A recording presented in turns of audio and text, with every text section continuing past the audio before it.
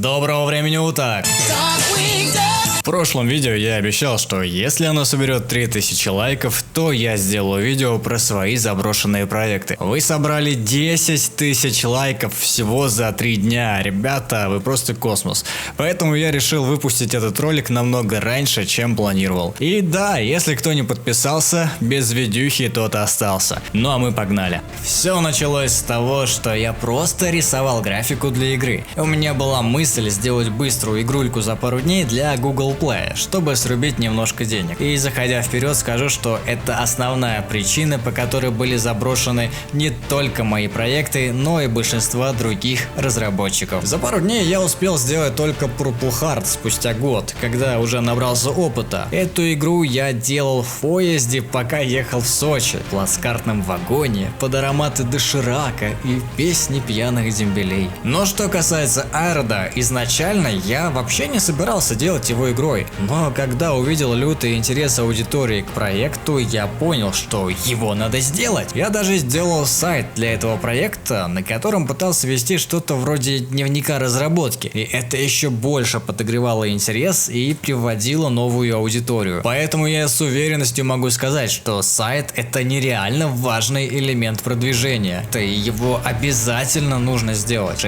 Так вот, благодаря сайту за игрой стали следить даже иностранные геймеры. Все было очень круто, но изначально-то я игру задумывал совсем другой, нежели ее хотели видеть. Сюжет стал круче и проработаннее, сам игровой мир стал интереснее. Я даже написал небольшой альбом музыки для этой игры, а один знакомый дизайнер сделал красивое лого. В общем, игра превращалась из простой мобильной аркады в полноценный масштабный платформер с хорошим сюжетом и продуманной механикой. Но тогда я все это потянуть не смог, и проект пришлось отложить. Когда-нибудь я обязательно к нему вернусь, потому что даже сейчас я могу сделать все то, что было задумано в этой игре ранее. Однако это займет не меньше полугода, поэтому немножко с этим подождем. Кстати, если хотите быстро научиться рисовать классную пиксельную графику для своих игр, то в описании под видео найдете промокод на 50% скидку на любой из моих курсов. Я знаю, что многие очень бы не хотели увидеть Bloodlust в этой подборке, но, к сожалению, этот проект пока что заморожен. Я начинал его делать еще во времена золотой эры Steam Greenlight. У меня уже тогда было около 10 тысяч подписчиков на канале, и я пытался сделать хорошую игру. И пока я пытался, мои знакомые разработчики рубили сотни тысяч рублей в месяц на такой херне, что это даже демотивировало. Тогда я переключился на другой проект, который хотел сделать буквально за неделю,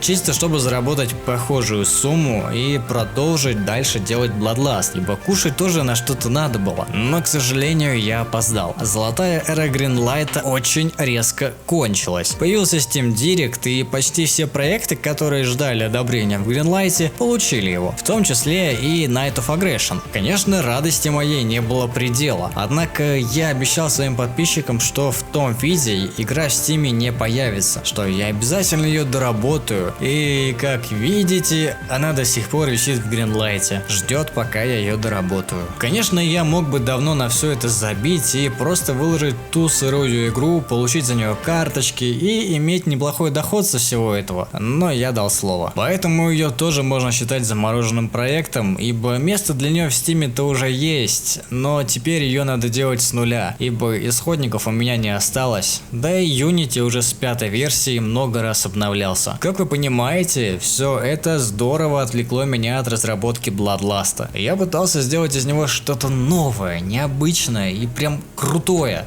Это был и стелс-экшен, и динамичная стрелялка со взрывами, с использованием окружения и управлением техникой. Однако я очень много времени уделял именно графике и идеям, но совершенно не думал о том, как буду реализовывать это именно в игровой механике. И чем больше графики я рисовал, тем страшнее становилось от того, сколько всего мне придется изучить, чтобы это стало хорошей игрой. Конечно, можно было найти программиста, но мне нравится работать одному. В общем, на тот момент я побоялся не оправдать ожиданий и решил оставить разработку на некоторое время. Bloodlust был задуман хорошей игрой, и он такой будет. когда-нибудь. Судьба этого проекта и печальна, и забавна. Я делал серию уроков по созданию простой игры на Unity с нуля, вместе с графикой. И параллельно решил сделать из этого шутер, используя Asset UFPS. Вообще, я его делал, чтобы разобраться с самим ассетом, и это была попытка сделать не самый плохой шутер на Unity. Поэтому я подумал, почему бы не сделать из него тот самый зомбошутер, только в таком вот воксельном стиле. Тем более, что место в директе под него уже есть. Проект понемногу развивался, но я особо о нем никому не рассказывал, ибо еще сам не был уверен, стоит ли игра свеч. И на этот вопрос мне помогли ответить. Однажды мне не хватало места на жестком диске, и я стал удалять старые проекты с Unity, чтобы освободить пространство. До этого я несколько раз переименовывал проект, выбирая наиболее интересное и подходящее название. В итоге у меня было несколько прототипов с похожими названиями, которые я удалил в первую очередь, но, как оказалось позже, вместе с прототипами я удалил и основной проект, а то, что осталось, пустой проект с названием. Мораль: не переименовывайте проекты по несколько раз. Лучше сразу придумайте им хорошее название и не удаляйте проекты не глядя. Да и вообще купите себе хороший жесткий диск на 1 терабайт.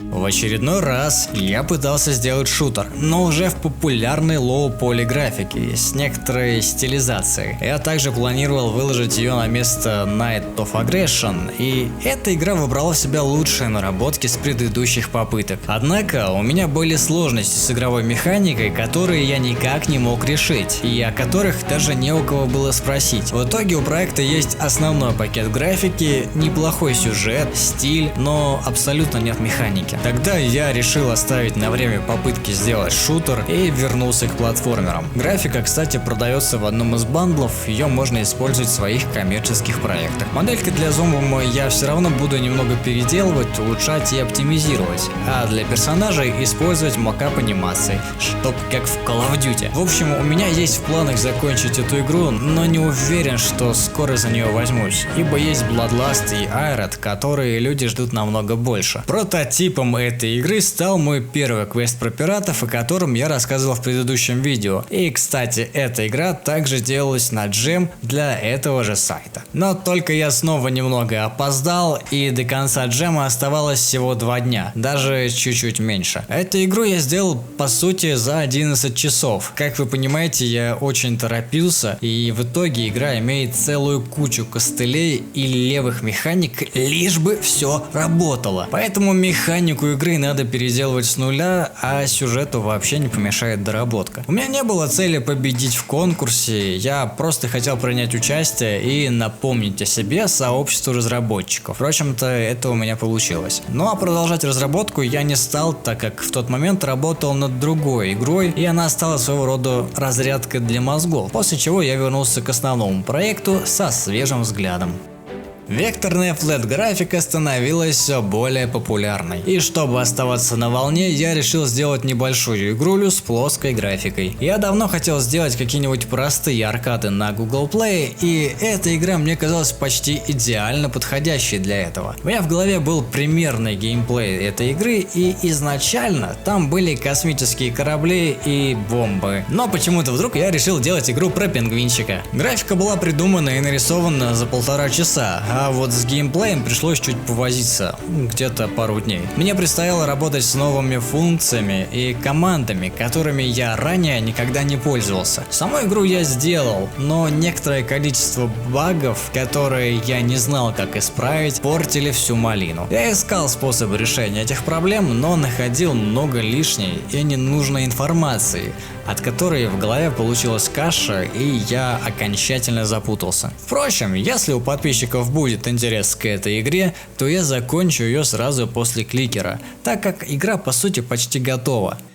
Еще одна игра, отложенная на дальнюю полку в жанре платформера, или раннера, или кликера, или, в общем, уточка.му так и не обзавелась конкретным жанром. Хотя у меня была мысль сделать из него упрощенный Bloodlust с сутками, смешанный с Брофорсом, но как-то тоже не зашло. Прикол ради добавлял туда скины уток, похожих на разработчика PSDS, Флатинга и даже нормальных чуваков вроде Русского Мясника, Септикая, да и вообще в игре очень много других отсылок. Я пробовал делать разные прототипы, но ни один из них меня не впечатлил, поэтому я просто оставил графику до лучших времен, когда смогу придумать что-то интересное. И чую, скоро эти времена наступят.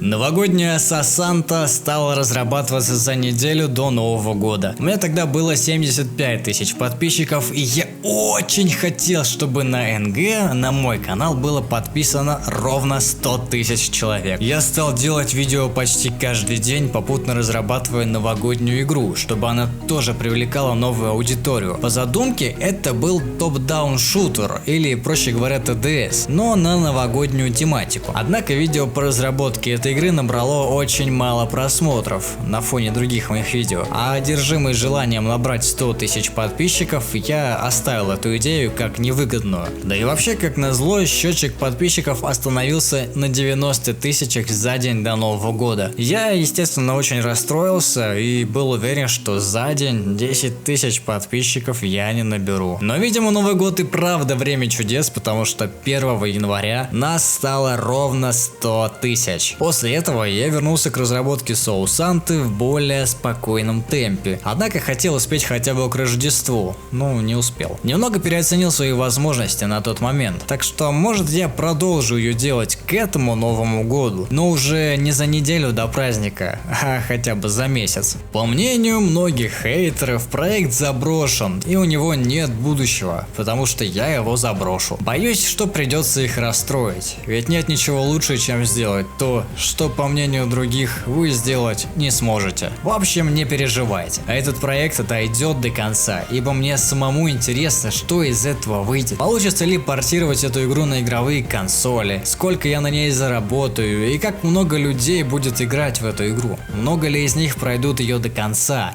и что вообще я смогу из себя выжать, чтобы сделать игру из ассетов действительно интересной. Кстати, в прошлых видео спрашивали, как можно поддержать проект. Ну, тут все просто. Помимо лайков, комментариев и репостов, вы всегда можете оформить подписку на мой канал и получить за это уникальные смайлики для чата и собственные значки, которые будут появляться рядом с вашими комментариями и сообщениями в чате на стримах. Помимо всего прочего, спонсоры канала также первыми опробуют альфа и бета-версии моих игр. Ну и конечно же получат Steam ключи по релизу, когда они будут стоить уже намного больше, чем спонсорская подписка. Что ж, это все проекты, которые пока что не увидели свет релиза. Какой из этих проектов вы хотели бы увидеть больше всего? Напишите об этом в комментариях. А также предлагайте темы для следующих видео. Автор самой интересной темы, конечно же, попадет в новое видео на его предложенную тему. На этом у меня все. Жду от вас 10 тысяч лайков снова. С вами был Арталаски. Пока.